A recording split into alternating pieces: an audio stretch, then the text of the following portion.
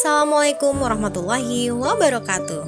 Salam dan bahagia, Bapak Ibu Guru hebat.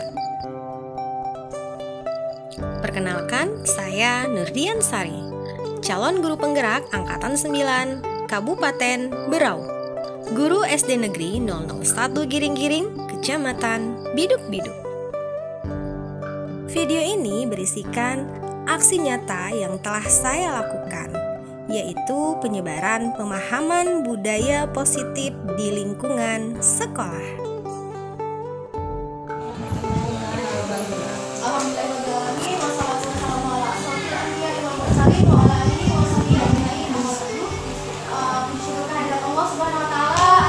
Dan karunia-Nya kepada kita hingga hari ini, alhamdulillah bisa berkesempatan untuk menyampaikan sosialisasi budaya positif. Jadi sebenarnya ini adalah tugas dari DGP Kaltim, Badan Guru Penggerak, untuk menyampaikan hasil dari pembelajaran kami di pendidikan guru penggerak. Harapannya apa-apa yang diperoleh oleh guru penggerak itu bisa berdampak pada sekolahnya, pada rekan-rekan sejawatnya, sehingga bisa menghadirkan budaya positif juga di sekolah kita. Ucapan terima kasih kepada Bapak Ibu, Ibu Kepala Sekolah, dan rekan-rekan guru yang sudah berkenan hadir walaupun dadakan di hari ini. Jadi awal ini sudah direncanakan di Sabtu, jadi konsumsinya kemarin di Sabtu. Nah, karena banyak yang tidak hadir, jadi akhirnya dipindah di hari. Ya, mungkin bisa di next budaya positif. Nah, percobaan dulu. Oke. Sebelum saya masuk ke selanjutnya, mungkin ini ada sedikit percobaan. Bisa berpasangan, mungkin Pak Hasbi sama Pak Parit, Bu Wahidah sama Bu Rahma, Bu Herani sama Bu siapa? Bu Nurul, Bu Daya siapa? Berpasangan, coba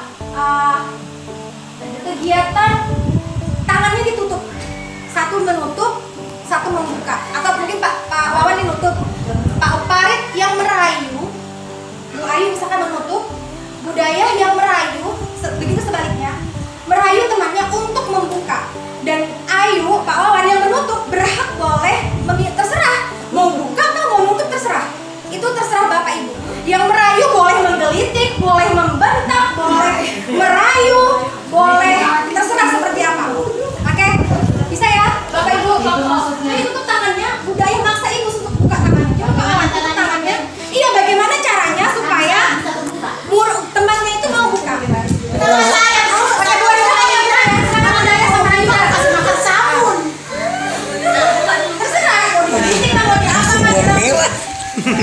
Siapa hendak membuka? Jangan laporan bos mama kalau mau ada buka, terserah gimana. Saya sama buka saja ya. Agar silaturahmi.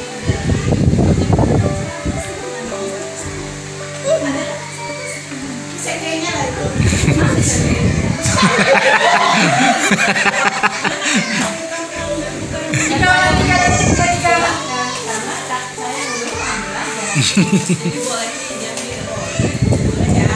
Nggak sukses, nggak kebuka tangannya.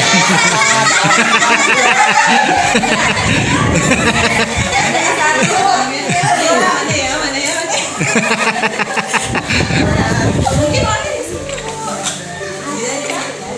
Coba kita lihat pelan-pelan. Kita lihat. Sampai Isa itu kayak kita buka itu. Ada pisau di situ, ada pisau di sebelah. Tahu buka ya. Oke, terima kasih budaya. Bu, ini tadi sama Wawan sama siapa? Bu Ida dengan Bu Rahma. Bu Ida sama Bu Rahma, coba. Karena dia pakai rumah tadi. Oke. Buka Bu Ida. Oke. Terserah Bu Ida mau buka apa enggak, terserah bagaimana rayuannya. Kalau Ayu tadi rayuannya mau minta uang dia. Bu Ida bagaimana? Sama Bu Rahma. Oke, sudah? Bu Aida, kita main tebak-tebakan ya.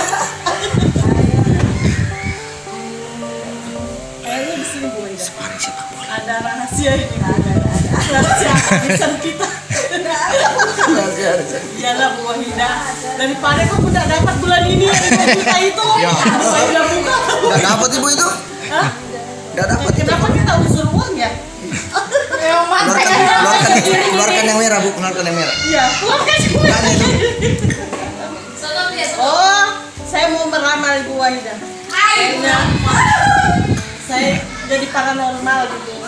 Kayaknya garis tangan di Bu Wahida. Wahida mau membuka ya. Mau buat sertifikasi. Oke, jadi itu tadi percobaan bisa nggak membuka telapak tangan. Nah, Bu, kalian berdua belum. Ya adil loh. Jadi Nanti yang berikutnya. di sini apa manfaat dari membuka telapak tangan tadi? Kevin apa ya? Apa ya? Jadi Ayu tadi berusaha semaksimal mungkin supaya Budaya buka telapak tangannya, tapi Budaya nggak mau. Sampai Ayu bilang, ada ambil sendiri. Di situ kemudian Bu Wahida. Kenapa Bu Wahida mau buka tangannya? Kenapa kira-kira Bu Wahida ini mau buka tangan? Kenapa? Karena dia beramal. Oke. Ada Kira-kira. keinginannya juga. Ya, ada keinginan. Pada dasarnya yang mengontrol Budaya, mengontrol Bu Wahida mau membuka telapak tangan itu adalah pikirannya, dirinya sendiri. Bagaimana Bu Ayu tadi merayu Bu Hidayah buka, tapi Budaya nggak mau. Karena yang mengontrol dirinya Budaya adalah Budaya sendiri. Kalaupun seandainya Budaya tadi membuka, itu karena Budayanya mau. Seperti halnya Bu Wahidah. Bu Wahidah bisa membuka karena Bu Wahidahnya mau. Nah, seperti itulah anak-anak kita di kelas, anak-anak kita di sekolah. Kita tidak bisa mengontrol orang lain, siapapun itu. Ayu sama Budaya aja, Budaya ini mama tapi nggak bisa mengontrol. Bu Rahma sama Bu Ida sudah berteman hampir berpuluh tahun lah. Nggak bisa Bu Rahma merayu mengontrol tindakan yang akan dilakukan oleh Bu Ida. Karena yang bisa menggerakkan diri kita itu adalah diri kita sendiri. Kalau ternyata seandainya di dalam kelas, tapi Bu saya lihat si Rio mau kok belajar, bisa jadi dia belajar itu karena dia yang mau, keinginannya dia sendiri. Nggak mungkin dia mau kalau dia tidak membuka hatinya untuk dia sendiri belajar. Jadi intinya di sini adalah apapun yang dilakukan oleh murid kita itu dasarnya adalah kesadaran dirinya, bukan karena gurunya, bukan. Kalaupun ada murid kita yang nggak mau belajar, itu karena saat itu dia memang lagi nggak mau belajar, dari hatinya memang yang nggak mau belajar. Nah, itulah tugas kita sebagai seorang guru, bagaimana bisa menumbuhkan keyakinan itu pada murid-murid kita. Ada atau tidak ada kita, dia tetap sadar. Sama sepertinya kegiatan kita setiap hari ya Bu Kasria, kegiatan kerja bakti. Kalau sepanjang yang saya lihat, belum ada kesadaran dalam diri anak-anak arti penting menjaga lingkungan. Makanya selalu kita teriak-teriak, selalu mau disuruh dulu. Nah, dia pun mau mengerjakan perintah Bu Kasria karena dia yang memberi izin dirinya untuk mengambil sampah. Kalau dia tidak mau, dia nggak akan bergerak. Seperti itu. Jadi intinya kita tidak bisa mengontrol orang lain dan orang lain tidak bisa mengontrol kita. Seperti itu. Itu bahasa singkat. Next slide. Nah, ini siapa sesungguhnya yang memegang kontrol, menutup kepala tangan, yang membuka atau yang menutup? Itu tadi yang saya sampaikan. Jadi yang memegang kontrol diri sendiri. Kalaupun Wahida mau membuka, karena dia tertarik pengen diramal. Jadi dia sendiri yang menyebabkan untuk terbuka. Next slide.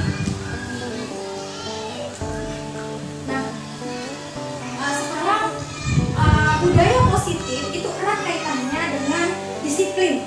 Nah, sekarang Bapak Ibu pasti sudah sering mendengar apa itu disiplin. Bahkan kita sering dalam setiap hari Senin kita bilang sama anak-anak harus disiplin, harus disiplin. Kira-kira apa sih disiplin itu? Apa ya Pak Wawan? Taat aturan, Bu. Taat aturan. Oke. Paham dengan sanksi. Paham dengan sanksi. Apa Bu Nurul disiplin? Teratur. Oke. Next Bu. Tapi dengan tidak sadar. Ya. Disiplin biasanya kalau kita akan langsung di kepala kita tuh yang terpikir adalah aturan nih, sesuai aturan nih, aturan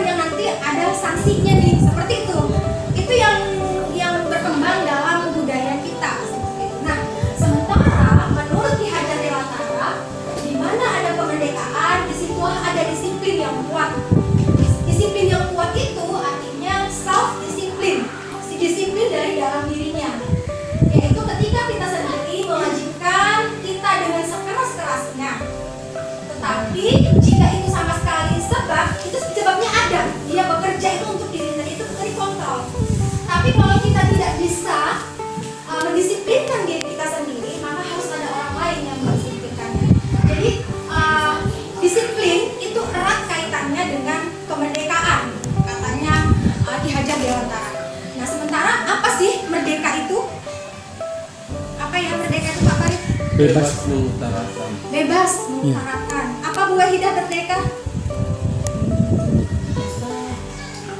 Bebas. Nggak ada yang ngatur. Menjadi diri sendiri. Apa Bu Ayu merdeka? Oh, kayak seperti itu. Oke, next Bu Ayu. Nah, katanya Bebas. diajar disiplin itu erat dengan kemerdekaan. Nah, sekarang murid yang merdeka dia punya disiplin yang kuat. Disiplin yang kuat itu hadir dari dirinya sendiri. Seperti contoh membuka kepalan tangan, kontrol diri. Nah, disiplin yang kuat inilah itu maksudnya adalah disiplin diri. Merdeka menurut Ki Hajar Dewantara tidak terlepas dari perintah, tetapi cakap untuk memerintah diri sendiri. Jadi orang yang merdeka itu bebas, tapi bertanggung jawab, Pak. Dia bebas, betul bilang Bu Wahidah, apa tadi? Tidak diatur. Dia tidak diatur oleh orang lain. Ketika ada orang yang ngambil sampah, udah tahu nih di SD 01 Giring ada budayanya mengambil sampah. Ketika dia mengambil sampah masih harus diperintah, berarti dia belum merdeka. Orang yang merdeka bertindak sesuai dengan kesadaran. Kesadaran tadi yaitu dari keyakinannya dia. Seperti itu. Saya kecepatan ya, kalau kecepatan next. Lanjut Bu, lanjut. Nah, budaya positif itu bisa dibangun juga dengan yang namanya restitusi. Apa itu restitusi?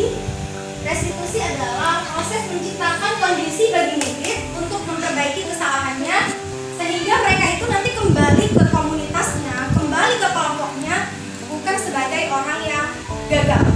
Seperti yang kita ketahui, ketika seorang anak itu melakukan sebuah kesalahan nih, contohnya aja Padlan kemarin terlambat datang ke sekolah, itu sebuah kesalahan. Ketika kita salah menyikapi, maka dia akan kembali ke kelasnya menjadi anak yang gagal. Bagaimana caranya supaya dia itu kembali ke kelasnya, bukan jadi individu yang gagal? Maka itu adalah hadir sebuah konsep, yaitu namanya restitusi.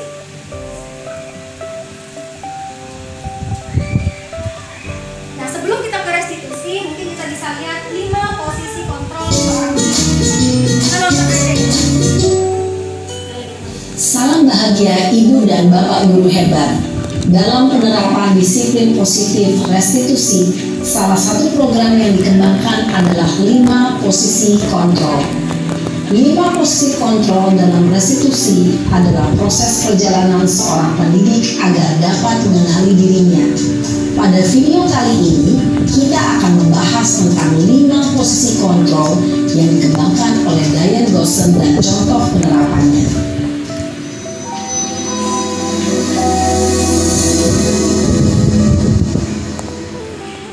5 posisi kontrol itu adalah 1. Posisi penghukum, 2. Posisi pembuat merasa bersalah, 3.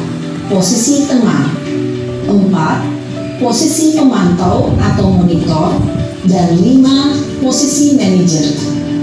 Untuk lebih memahami kelima posisi tersebut, mari kita saksikan kasus Naren yang terlambat hadir waktu meneliti sekolah dan melihat bagaimana kelima posisi kontrol dalam menghadapi masalah tersebut.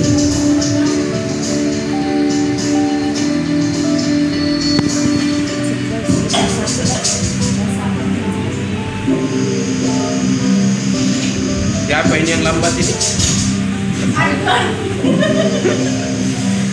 Naren, Nah, Mas Ria. siapa kamu? Selamat pagi. Selalu terlambat. Kamu deh, pasti terlambat. Maaf Bu, saya Apa? Apa coba? Alasan kamu apa lagi? Kapan sih kamu tidak terlambat? Malas sekali ya kamu jadi anak. saya Dasar pemalas. Gak kapok-kapok sih kamu. Sudah berapa kali terlambat? Sana, kamu keliling lapangan basket 2 kali. kenapa saya harus keliling lapangan basket Bu? Kenapa? Kamu melawan ibu? Berani-beraninya jawab. Sudah terlambat, masih berani jawab pula. Sekarang, keliling lapangan basket 5 kali sekalian. Biar kapok. Cepat.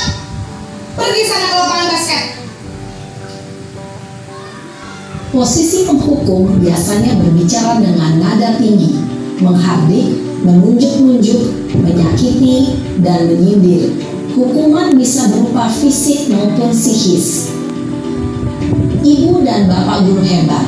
Dampak yang terjadi pada murid ketika guru berada pada posisi penghukum adalah murid cenderung akan memberontak, bahkan menyimpan dendam.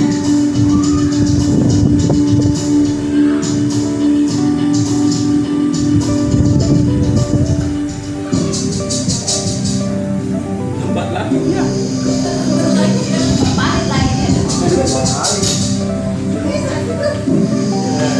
Berapa dulu?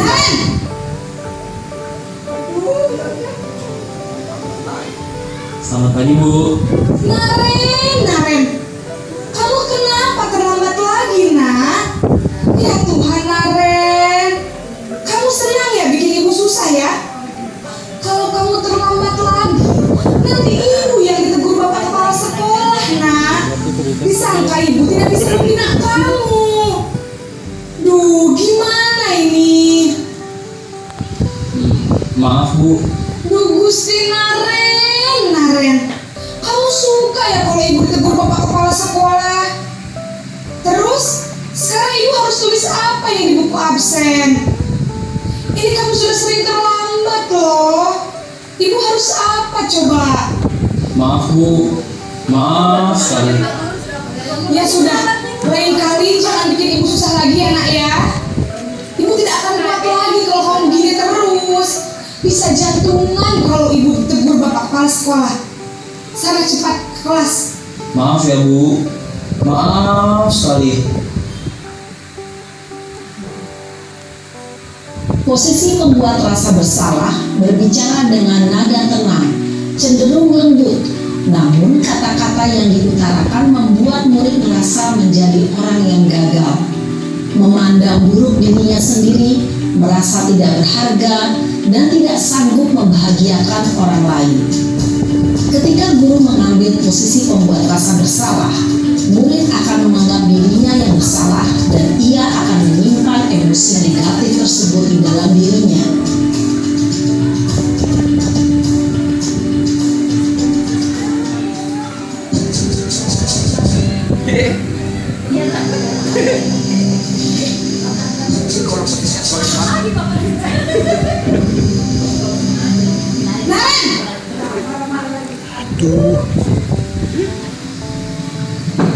Selamat pagi Bu. Wah, sudah jam berapa ini nak? Terlambat lagi ya sayang. Iya Bu. Habis ibu saya lupa bangunkan saya Bu. Kamu malah menyalahkan ibu kamu. Kamu bukannya anak yang larinya paling kencang. Kok terlambat sih? Iya Bu. Saya memang terlambat bangun tadi. Jadi biarpun saya lari kencang, tetap gak kekejar Bu. Ya sudah sana. Nanti lain kali larinya lebih kencang lagi ya. Biar gak terlambat lagi. Bikin senang ibu. Demi ibu. Bisa kan? Bisa lah Bu. Ya sudah sana masuk kelas. Ibu beresin urusan absen kamu. Kamu ini ada-ada saja. Dalam posisi teman, guru berbicara dengan nada suara ramah, akrab, cenderung bersenda gurau untuk menjaga suasana tetap santai. Murid akan merasa senang, aman, dan akrab dengan guru. Identitas yang tercipta adalah identitas sukses atau berhasil. Namun, perlu diingat, karena ini masih dorongan eksternal, maka ada faktor ketergantungan dari murid kepada orang tertentu. Di sini guru absennya, sehingga di lain waktu murid bisa berperilaku baik, namun hanya kepada orang-orang tertentu saja.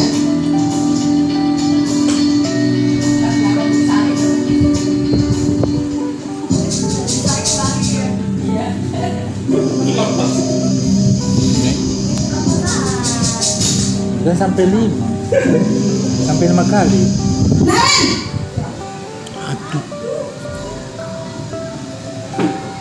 Selamat pagi Bu. Naren, apa peraturan sekolah kita tentang jam berapa kita harus masuk sekolah, nak? Kita harus di sekolah jam 7, Bu. Iya betul, sekarang sudah jam 7.20. Naren sudah tahu konsekuensinya jika terlambat hadir. Paham, Bu. Saya harus tinggal kelas pas jam istirahat selama 20 menit. Iya benar, konsekuensinya demikian. Jadi nanti jam 9.30 pas istirahat, kamu harus tinggal di kelas, kerjakan tugas tambahan untuk ketertinggalan kamu, ya? Baik, Bu. Posisi pemantau mengandalkan penghitungan atau data untuk mengontrol murid. Guru mengarahkan murid berdasarkan peraturan dan konsekuensi. Seorang pemantau menunjukkan bahasa tubuh dan ekspresi wajah yang datar dan cenderung formal.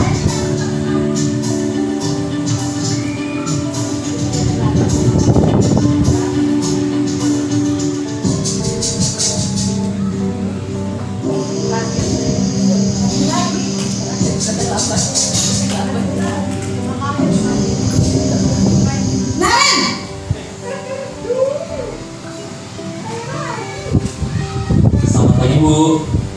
Selamat pagi Naren. Maaf, Bu.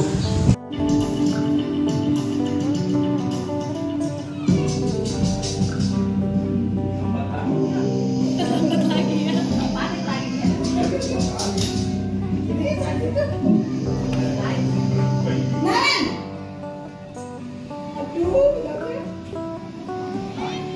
Selamat pagi, Bu.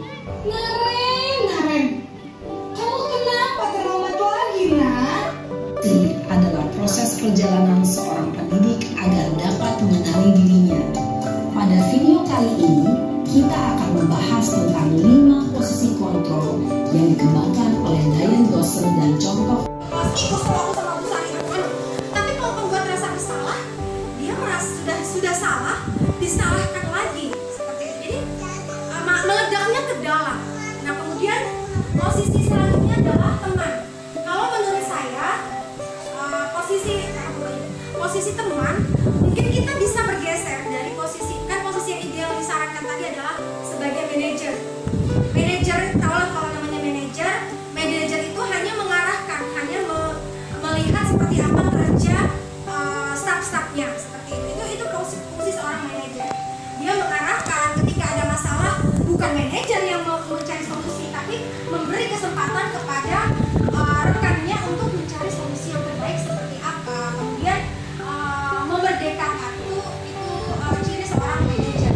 Nah, dari 5 posisi kontrol, kita sebagai guru kalaupun mau bergeser, paling banter di posisi teman. Nah, tapi apa dampaknya? Seperti yang disampaikan Bu Eni sambil ngomong tadi, anak-anak tadi mau melakukan cuma karena sama Bu Sari nggak ada, dia nggak mau, dia kembali lagi melakukan karena tadi dia bekerja bukan atas dasar motivasi intrinsik, dia karena ada takut tadi motivasi. Jadi orang itu bergerak ada 3 motivasi. Yang pertama merasa tidak nyaman. Mungkin usaha ini datang ke sekolah cuma pagi-pagi cuma karena tidak nyaman sama Bu Hidayah. Kemudian yang ketiga ini adalah karena dia merasa itu wajib, itu dia yang butuh. Yang inilah yang harus kita ajarkan kepada murid-murid kita, motivasi merasa oh aku yang penting. Nah, di sini ada perbedaan antara hukuman, konsekuensi dan restitusi.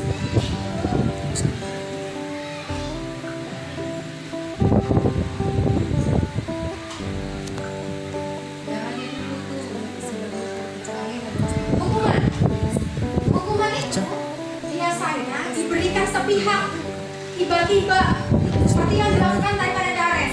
Dia terlambat, hukumannya lari. Itu suatu hal yang tidak ada hubungannya. Lain cerita kalau misalkan dia itu akan jadi konsekuensi kalau dia terlambat dalam pelajaran olahraga, misalkan temannya sudah lari maka kamu harus lari. Itu konsekuensinya.